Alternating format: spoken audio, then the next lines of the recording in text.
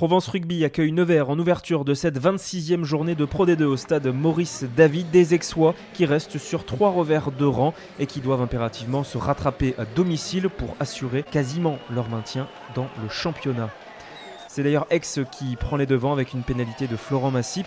Les Aixois qui s'installent très rapidement dans le camp de Nevers. Ils dominent nettement ce premier quart d'heure. Le ballon porté qui s'organise avec Clément Darboux à la baguette.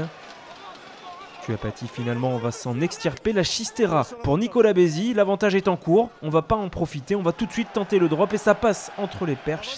6-0 pour Provence Rugby.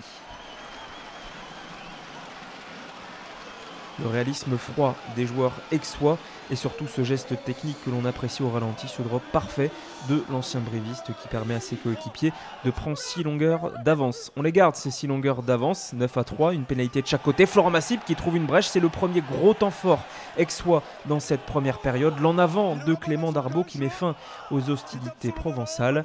On va quand même contre-attaquer du côté neversois depuis quasiment son embut avec Julien Berger qui écarte sur Bradshaw. La sautée de Vuillemin qui trompe Rudy Derieux et c'est Grégory Agnetta qui aplatit ce premier essai aixois.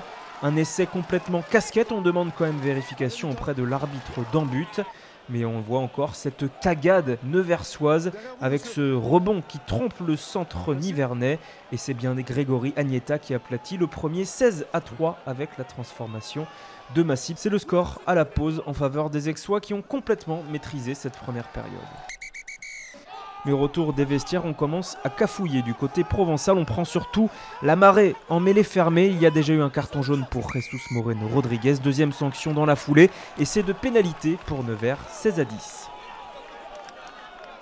Xavier Péméja, le manager nivernais, commence à desserrer un petit peu les mâchoires. Mais son équipe cafouille encore en zone de marque 10 minutes seulement plus tard. Et Provence Rugby en profite pour récupérer une précieuse munition à seulement un petit mètre de l'embut adverse. Les avants qui travaillent, on est déjà au 3e pick and go, l'avantage en cours indiqué par Monsieur Ourquet.